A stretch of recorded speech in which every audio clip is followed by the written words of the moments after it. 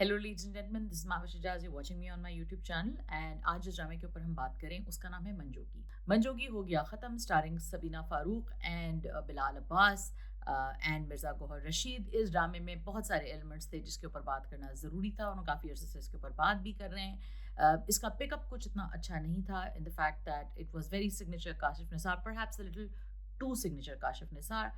However, the drama had a great ending and that's why I want to talk about it. हमारे मुल्क में और हमारे खत्ते में वैसे भी एक जो मॉब लिंचिंग का जो कॉन्सेप्ट है वो बहुत ज़्यादा राइज है। और इस तरह के वाक़यात जब सुनने में आते हैं तो बहुत दिल खराश वाक़यात होते हैं। पाकिस्तान में इस तरह की जब सिचुएशन अराइज होती है तो मॉब रूल प्रिवेल करता है और लॉ एंड ऑर्डर कहीं पीछे रह जाता है। वो लोग जिनको एक्चुअली में इस सिचुएशन को कंट्रोल करने में अपना रोल प्ले करना चाहिए, वो लोग ये रोल नहीं प्ले करते, जिसकी वजह से इस तरह के हॉरिबल वाक़यात सामने आते हैं। मंजोगी के अंदर इस तरह के वाक़यात के ऊपर बहुत अच्छे से एक मंजरनामा पेश किया गया है, जिसमें अदनान शाह टीपू का जो किरदार है, जो कि एक मौलवी है, एक इमाम है मस्जिद का, उसके पास कुछ सच्चाई है। वो सच्चाई जब वो मिंबर से अपने अदा करता है और उसके बाद जो पुलिस हरकत में आती है, उससे ये साबित होता है कि वो पिलर्स हमारे माशरे के या वो मेंबर हमारे माशरे के जिनको ज़रूरी है कि वो इन चीज़ों के ऊपर इस तरह के वायलेंट और इस तरह के मॉब्स को रोकें, वो जब हरकत में आते हैं तो इस तरह का कोई भी हॉरिबल वाक़या नहीं पेश आए, ये पॉसिबल होता है। दुनिया भर में जहाँ-जहाँ, जिन-जिन मुल्कों में लॉ एंड ऑर्डर मज़बूत होता है, वहाँ पे इस तरह के वाक़यात नहीं होते, वहाँ पे अवाम को कानून हाथ में नहीं लेने दिया जा सकता।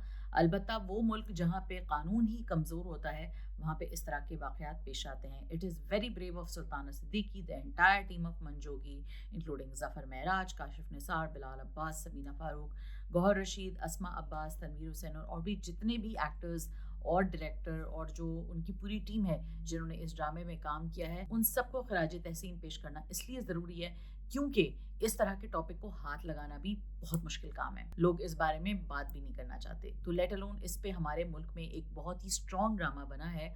और मुझे इस बात की भी खुशी होती है कि हमारे यहाँ अभी भी, इसका मतलब है कि कोई वॉइसेस मौजूद हैं, ऐसी लोग ऐसे मौजूद हैं जो अभी भी इस चीज़ को समझाना चाहते हैं, बताना चाहते हैं। हम बिल्कुल जो है वो गए गुजरे नहीं हैं।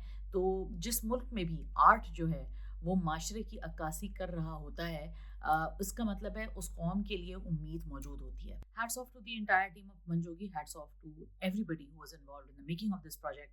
आई थिंक कि ये ड्रामा मुसलसल लोगों को हर थोड़े दिनों बाद दिखाना चाहिए। एक और ड्रामा भी सुल्ताना सिद्दीकी प्रोड्यूस कर रही हैं और उसमें भी मैं उम्मीद करती हूँ कि ये चीज़ जो है बहुत अच्छे से रिस्पॉन्सिबल तरीके से सिखाई जाएगी। होता क्या है कि हमारे यहाँ कुछ एनजीओ टाइप के लोग, कुछ और भी कुछ एजेंडास के साथ कुछ लोग आते हैं और वो इसको एजेंडा बना के इसके ऊपर ड्रामे बनाते हैं, फिल्में बनाते हैं, वेब सीरीज भी बन चुकी हैं इस तरह के कुछ टॉपिक्स के ऊपर। और कुछ ऐसे हम कहते हैं कि हम बताएंगे दुनिया को कि ये गलत है, लेकिन वो ये भूल जाते हैं कि कॉन्टेक्स्ट बहुत इंपॉर्टेंट है। पाकिस्तान में कोई बात समझाने के लिए या कोई बात करने के लिए ऐसा नहीं है कि आप वैक्यूम में कोई बात करते हैं, वैसे ही सिचुएशन इतनी सेंसिटिव होती है और वैसे ही लोगों के जो है वो जो है सेंटिमेंट्स जो है वो कभी कभी हर्ट हो जाते हैं बहुत सारी चीज़ों के ऊपर। तो जिसे कहते हैं ना कि वटा फेंक के नहीं मारना होता, बात को समझाना ज़रूरी होता है। और अगर आप अपनी बात कर आपने अपनी बात जा करके के चले गए और अगले बंदे ने बात समझी नहीं, तो फिर फ़ायदा नहीं है आपकी बात करने का। इसका मतलब है आप सिर्फ अपनी एक सेल्फ सर्विंग रीज़न की वजह से आप ये कर रहे थे, आपका मकसद माशरे में सुधार लाना नहीं था। मुझे लगता है कि इस तरह के जब प्रोजेक्ट बनते हैं, जब इस तरह की चीज़ें होती हैं, तो उनमें ज़िम्मेदारी से बात समझाना, इतना कि जो जिस रीज़न से आपके प्रोजेक्ट बना रहे हैं वो लोगों को समझ आए। तो आई थिंक मंजोगी ने इस चीज़ को बहुत अच्छे से हैंडल किया है। मंजोगी ने इस टॉपिक को बहुत अच्छे से sensitively, carefully, understanding the nuances and the concepts and the ideas and the sensitivities of Pakistani society को अंडरस्टैंड करते हुए ये चीज़ समझाई है। और मुझे लगता है कि बॉलीवुड में भी इसकी बहुत अशद ज़रूरत है। वहाँ पे भी फ़ौरन इस तरह के सेंटिमेंट्स हर्ट हो जाते हैं, तो वहाँ पे भी इस तरह की बातों को समझाना और उनको दिखाना बहुत ज़रूरी है। आई एम वेरी प्राउड कि पाकिस्तान में इस तरह का ड्रामा बना है और आगे भी इसके ऊपर इस तरह की चीज़ें बन रही हैं, ड्रामे बन रहे हैं, काम हो रहा है। एंड आई थिंक ये ड्रामे के थ्रू, फिल्मों के थ्रू आवाम को बहुत अच्छे से एजुकेट किया जा सकता है। So it's a really really good effort on the part of Hum TV. Let me know what you guys thought. आपने ये ड्रामा देखा, आपको कैसा लगा, आपको पसंद आया, नहीं पसंद आया? I think it's a very very important show. अगर आपने नहीं देखा तो आप इसको ज़रूर देखिए। Do comment, like, share, subscribe. अपना बहुत ख्याल रखिएगा। Don't forget to come back for more reviews. खुदा हाफिज़।